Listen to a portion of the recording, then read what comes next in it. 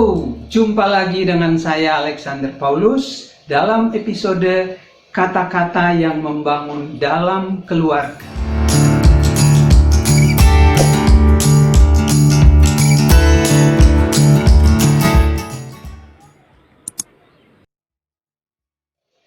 Tiga pokok bahasan dalam episode ini adalah yang pertama, pola interaksi menang-menang.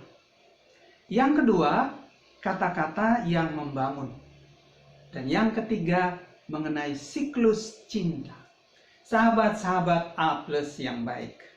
Tidak ada tempat lain di dunia ini di mana kata-kata menjadi begitu penting selain dalam keluarga. Mengapa demikian? Karena keluarga adalah cikal bakal masyarakat. Di dalam keluargalah anak-anak untuk pertama kalinya belajar apa yang harus mereka perkatakan dan bagaimana mereka mengatakan.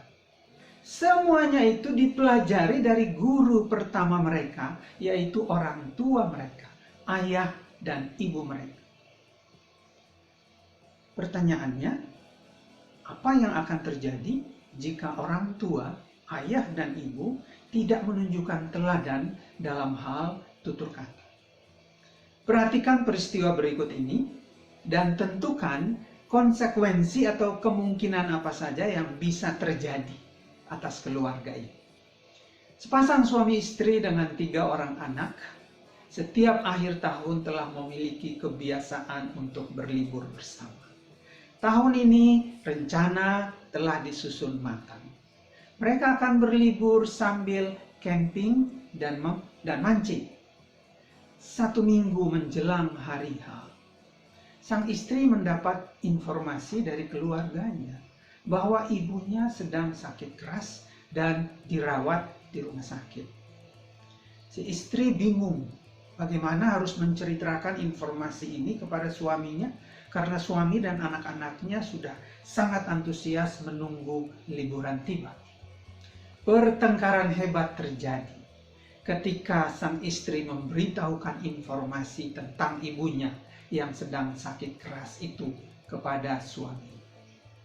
Dia mengatakan, "Mas, saya barusan dapat kabar. Ibuku sedang sakit keras dan sedang dirawat di rumah sakit." "Wah, rencana liburan kita bisa berantakan dong," kata suaminya. "Bagaimana mungkin saya pergi berlibur sementara saya tahu bahwa ibuku sedang terbaring di rumah sakit?" Balas sang istri, nada suara masih biasa. "Kamu bisa meminta salah satu dari adikmu untuk menjaga ibumu." Nada suara sang suami mulai meninggi. "Bagaimanapun itu ibuku yang melahirkanku." Sang istri mulai emosi. "Kamu memang selalu seperti ini, tidak pernah menghargai kerja keras suami. Bayangkan sikap dan reaksi seperti apa, kekecewaan seperti apa yang akan terjadi pada anak-anak jika mereka mendengar tentang situasi ini dan liburan tidak terjadi." Tiba-tiba terdengar pintu kamar yang keras dibanting. Sang istri masuk ke dalam kamar dan mengunci kamar. Dari luar kamar, sang suami berteriak kesal. "Sekarang kamu pilih, menjaga ibumu atau berlibur bersama keluarga." Sahabat-sahabat A+ yang baik, pertanyaannya adalah, jika pola sikap dan tutur kata suami istri yang konsisten seperti ini terus terjadi, kira-kira apa konsekuensi yang bisa terjadi atas keluarga seperti ini? Jika kita perhatikan slide berikut, maka terdapat 2 faktor penting yang turut menentukan kualitas relasi pasangan suami istri sebagai sebuah tim. Faktor pertama pada sumbu horizontal adalah faktor kerjasama. Faktor penting yang kedua pada sumbu vertikal adalah faktor trust atau kepercayaan. faktor kepercayaan tidak serta-merta terjadi walau sudah berstatus suami istri. Ia perlu terus dibangun secara sadar dan bersama-sama. Walau sudah bertahun-tahun menikah, namun jika kepercayaan rendah, maka pola interaksi yang terjadi adalah defensif, saling mempertahankan, saling membela diri, bahkan saling menyerang. Hasilnya adalah menang kalah atau kalah menang. Suami menang, istri kalah. Atau istri menang, suami kalah. Dalam pola ini hampir pasti tidak ada kata-kata yang membangun. Malah sebaliknya, kata-kata yang melemahkan, merusak hubungan. Ketika faktor trust atau kepercayaan berada di tengah, maka yang terjadi adalah kedua pasangan akan saling berkompromi agar pertengkaran bisa diredam setidaknya untuk saat itu. Ini yang disebut bahaya laten. Artinya, ketika pertengkaran kembali terjadi, maka masing-masing pihak akan saling mengungkit kembali kelemahan dan keburukan pasangan. Yang ideal adalah faktor kepercayaan kedua belah pihak sama-sama tinggi. Maka sinergi akan terjadi. Keterbukaan dan empati mewarnai percakapan. Menghasilkan apa yang disebut menang-menang, win-win. Kata-kata yang membangun akan memberi warna dalam percakapan. Yang terjadi adalah percakapan. Yang terjadi adalah diskusi, dialog, bukan pertengkaran. Sahabat-sahabat A+ yang baik. John Gottman yang menulis buku Mathematics of Divorce atau matematika perceraian, dia memiliki sebuah laboratorium penganalis percakapan pasangan-pasangan suami istri untuk mengetahui apakah pasangan-pasangan tersebut akan tetap langgeng kehidupan perkawinan mereka atau akan berakhir dengan perceraian. Gottman berhasil membuktikan fakta yang menarik. Jika ia menganalisis percakapan suami istri selama 1 jam, ya, jadi jika ia menganalisis percakapan dari pasangan suami istri selama 1 jam, ia dapat memprediksikan dengan kecermatan 95% apakah pasangan tersebut akan tetap sebagai suami istri selama 15 tahun kemudian. Apabila ia mengamati langsung atau mengobservasi langsung pasangan yang sama dalam waktu 15 menit, maka tingkat keberhasilannya sekitar 90%. Menurut Gottman, terdapat 4 sikap yang membahayakan dan menentukan langgeng tidaknya kehidupan perkawinan sebuah keluarga. Keempat sikap tersebut adalah yang pertama, sikap defensiveness.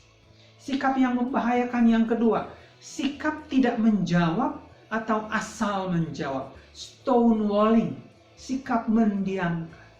Sikap yang membahayakan yang ketiga adalah sikap mencela, criticism. Dan sikap membahayakan yang keempat adalah sikap yang merendahkan, contempt. Sikap defensif muncul apabila salah satu pihak atau salah satu pasangan merasa diserang. Baik serangan yang terkandung di dalam kata-kata atau melalui kata-kata, maupun melalui sikap dan nada suara. Kamu betul-betul egois. Kamu taunya apa sih? Kamu hanya tahu urusan dapur. Kamu sok tahu. Dan contoh-contoh kata-kata menyerang yang lainnya. Serangan melalui kata-kata biasanya muncul dalam bentuk celaan atau kritikan. Sikap tidak menjawab atau asal menjawab, sikap dingin sikap mendiamkan, sikap membatu sangat berbahaya menurut Gottman. Karena sikap ini secara sadar atau tidak sadar merendahkan, tidak mengakui, tidak menghargai eksistensi pihak lain atau eksistensi pasangan. Sikap mencela muncul dari rasa lebih pinter, lebih pengalaman, lebih tahu, lebih banyak penghasilan, dan lebih lain. Sikap merendahkan menurut Gottman sangat berbahaya karena dapat berpengaruh terhadap sistem kerja kekebalan tubuh akibat stres. Pasangan atau pihak yang terus-menerus direndahkan akan mudah mengalami stres. Selanjutnya akan mudah terkena berbagai jenis penyakit. Kebiasaan mengucapkan kata-kata yang keluar dari keempat sikap di atas. Keempat sikap tadi akan sangat menguras energi positif. Karena itu gantilah dengan kata-kata yang memberi dorongan, encouragement, yang nanti akan saya bahas juga. Saya ingin mengatakan bahwa kita dapat menggunakan kata-kata yang tepat dan saling membangun kualitas hubungan sebagai suami istri jika masing-masing memiliki mindset yang benar. Siapakah pasanganku bagiku? Ketika kita belum menikah, kita memiliki gambar yang ideal, gambar yang sempurna tentang seperti apa pasangan kita nanti.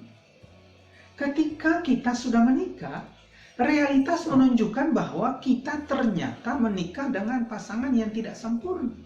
Tidak sesuai dengan gambar, tidak sesuai dengan angan, dengan bayangan dalam benak kita. Karena memang tidak ada satupun manusia yang sempurna, sama seperti diri kita tidak sempurna adanya. Karena itu, kita hanya memiliki dua pilihan. Pilihan pertama, menyobek gambarnya dan menerima pribadinya, menerima realitas apa adanya. Atau pilihan yang kedua, menyobek pribadinya dan menerima gambar, menerima angan, serta idealisme yang ada di dalam pikiran dan benak kita. Kedua pilihan ini memiliki konsekuensi yang berbeda. Pilihan yang pertama akan memungkinkan kita hidup dalam realitas. Kita menerima pasangan kita dengan segala kelebihan dan kekurangan. Kita akan bertekad untuk saling melengkapi, saling beriringan. Suka duka kita jalani bersama. Realitas ini pula lah yang memungkinkan pasangan akan saling menghargai. Wujud dari sikap saling menghargai ini akan nampak dari kata-kata yang menguatkan, saling membangun, saling mengisi dan melengkapi. Kata-kata yang menghibur dan memulihkan. Kata-kata yang menyembuhkan. Kata-kata yang penuh cinta dan kasih sayang. Sebaliknya, jika kita memilih pilihan yang kedua, berarti kita hidup dalam dunia angan-angan. Banyak pasangan masih hidup dalam dunia angan-angan seperti ini karena mereka memilih menyobek pribadinya dan menerima gambar, menerima angan. Karena pribadi yang di depannya tidak sesuai dengan gambar dalam angannya, maka terjadilah berbagai akumulasi kekecewaan.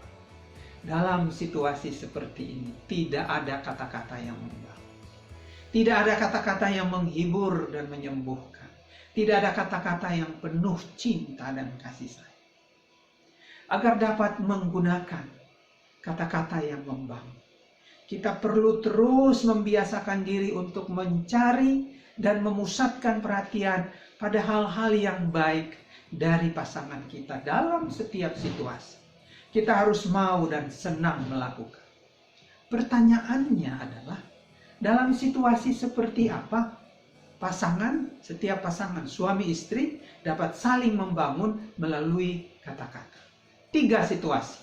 Yang pertama, ketika pasangan melakukan suatu kesalahan, mintalah maaf. Situasi yang kedua, ketika salah satu pasangan sedang down, berikanlah dorongan atau encourage. Situasi yang ketiga, ketika pasangan kita melakukan sesuatu yang baik untuk kita, ucapkanlah terima kasih.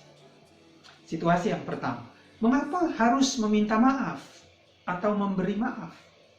Meminta maaf atau memberi maaf adalah hal yang benar. Ketika kita mengetahui apa yang benar, ketika kita mengetahui dan mengenal kebenaran dan melakukannya, maka kebenaran itu akan membebaskan kita dari berbagai belenggu, terutama belenggu egoisme dan keangkuhan. Karena itu, jadilah pasangan yang rendah hati. Maka kita akan menjadi matang dan dewasa.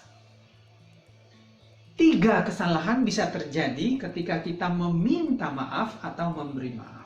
Pertama, maaf kita tidak keluar dari suatu kesadaran bahwa kita telah melakukan suatu kesalahan. Yang kedua, sekedar memenuhi tuntutan etika. Hanya berbasa-basi, berpura-pura meminta atau memberi maaf.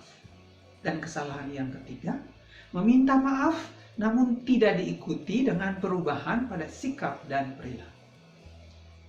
Situasi yang kedua, ketika pasangan sedang down, berikanlah dorongan. Dorongan identik dengan dukungan, sokongan, memberi inspirasi, menguatkan dan memulihkan yang diekspresikan melalui kata-kata. Ada perbedaan antara kata-kata yang memberi dorongan dan pujian. Kata-kata yang memberi dorongan tidak sama dengan pujian. Pujian, sebuah pujian hanya mengakui hasil. Kata-kata dorongan mengakui upaya dan kemajuan atau progres. Pujian adalah sikap manipulatif. Kata-kata dorongan itu penuh respek dan saling rasa menghargai. Orang bisa berubah melalui pujian, tetapi berubah karena orang lain. Kata-kata dorongan, seseorang berubah karena diri sendiri. Pujian mengajarkan apa yang dipikirkan. Kata-kata dorongan mengajarkan bagaimana berpikir. Pujian memungkinkan seseorang merasa berharga diri jika ada pengakuan dari orang lain. Kata-kata dorongan membuat seseorang merasa berharga diri, merasa berharga tanpa pengakuan dari orang lain. Pujian membuat seseorang bergantung pada orang lain. Kata-kata dorongan membuat seseorang percaya diri dan bergantung pada diri sendiri. Contoh, pujian. Seorang suami berkata memberi pujian kepada istrinya. Dan contoh mengenai kata-kata yang memberi dorongan. Saya bangga masakan mama selalu enak rasanya. Dalam pujian ini, orang yang memberi pujian, dalam hal ini pasangannya, mengambil rasa memiliki atas keberhasilan yang diraih. Sekarang kita lihat contoh dari kata-kata dorongan. Masakan mama yang selalu enak adalah refleksi dan akibat dari upaya dan kerja keras mama terus mempelajari, mempraktekkan resep-resep baru. Dalam kata-kata yang memberi dorongan, orang yang memberi dorongan mengakui adanya kepemilikan dan tanggung jawab dari keberhasilan yang diraih oleh pasangan. Sekarang kita masuk pada situasi yang ketiga. Kapan pasangan suami istri dapat menggunakan kata-kata yang membangun? Ketika pasangan Anda melakukan sesuatu yang baik, jangan lupa ucapkanlah terima kasih. Ucapkanlah dengan penuh kesungguhan yang keluar dari hati, bukan sekedar basa-basi. Karena segala sesuatu yang keluar dari hati akan menembus hati yang lain. Jadikanlah hal ini sebagai sebuah kebiasaan, maka Anda akan merasakan dampak yang luar biasa dalam rumah tangga dan keluarga. Sahabat-sahabat A+ yang baik, saya akan berbicara mengenai bagian yang terakhir, yaitu siklus cinta. Cinta dan kasih sayang pada dasarnya adalah sebuah emosi, emotion. Pertanyaannya, bagaimana kita mengukur sebuah perasaan cinta? Dr. George W. Green dalam bukunya Applied Psychology mengatakan, kita tidak dapat mengukur dan mengontrol emosi atau perasaan kita. Kita tidak dapat mengukur cinta dan kasih sayang tanpa melalui motion, tanpa melalui perilaku dan tindakan nyata. Dengan kata lain, perasaan cinta dan kasih sayang akan muncul sebagai akibat dari pilihan dan tindakan atau perilaku motion yang kita ambil. Karena itu, untuk membangun keluarga yang saling menguatkan dan untuk menghindari keretakan serta perpecahan dalam rumah tangga, dalam keluarga, kita perlu terus-menerus menyadari kenyataan psikologis ini. Lakukanlah dan tunjukkanlah tindakan serta perilaku yang tepat yang bermuatkan cinta dan kasih sayang. Maka perasaan cinta dan kasih sayang akan muncul. Perasaan cinta dan perilaku cinta, tindakan cinta. Perasaan cinta dan perilaku atau tindakan cinta dapat digambarkan sebagai sebuah siklus. Tindakan cinta dapat menghasilkan perasaan cinta. Sebaliknya, perasaan cinta akan menghasilkan tindakan yang sesuai dengan perasaan tersebut. Saya akan menutup video ini dengan sebuah ilustrasi. Seorang ibu setengah baya suatu ketika mendatangi sebuah lembaga penasehat perkawinan.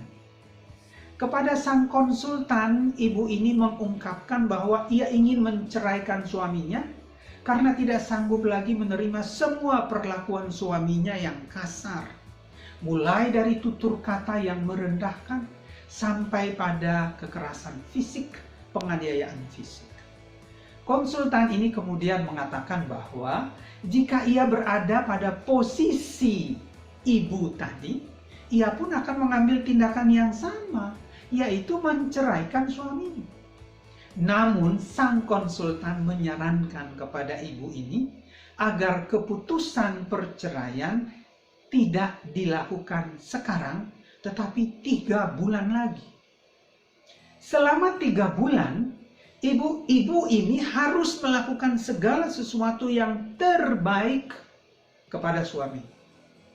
Hidangkanlah makanan yang disukai suami, ibu di pagi hari, siang hari, maupun malam hari. Siapkan pakaian yang akan dipakainya setiap saat yang membutuhkannya. Lakukanlah semuanya itu seakan ibu masih sangat mencintainya. Tunjukkanlah ekspresi bahwa ibu sangat mencintai dia. Gunakanlah kata-kata yang membuatnya bangga akan dirinya, bangga akan pekerjaannya, bangga akan posisinya sebagai seorang suami. Setelah ibu melakukan semua ini selama 3 bulan, barulah ibu menceraikan dia.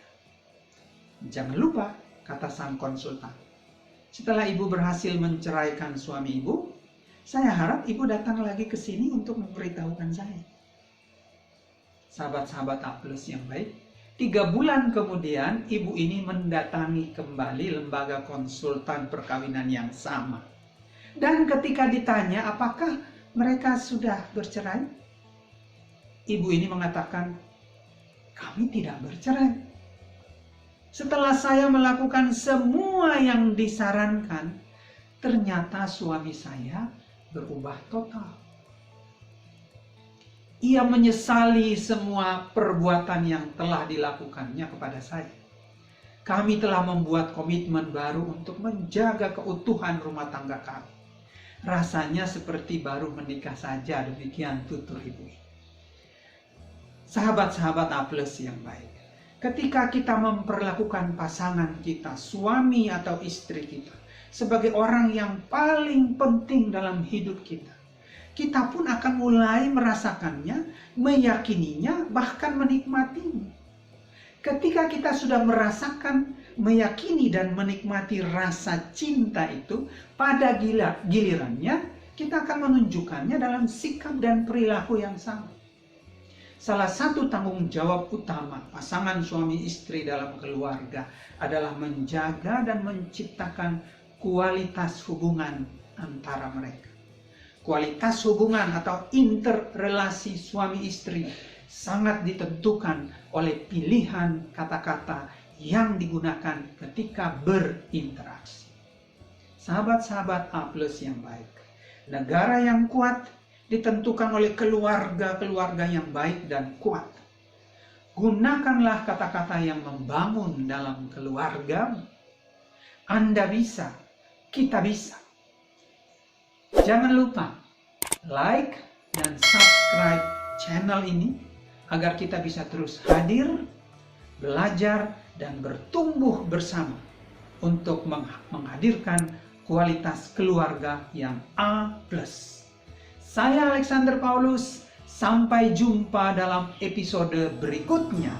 A+, your self improvement partner.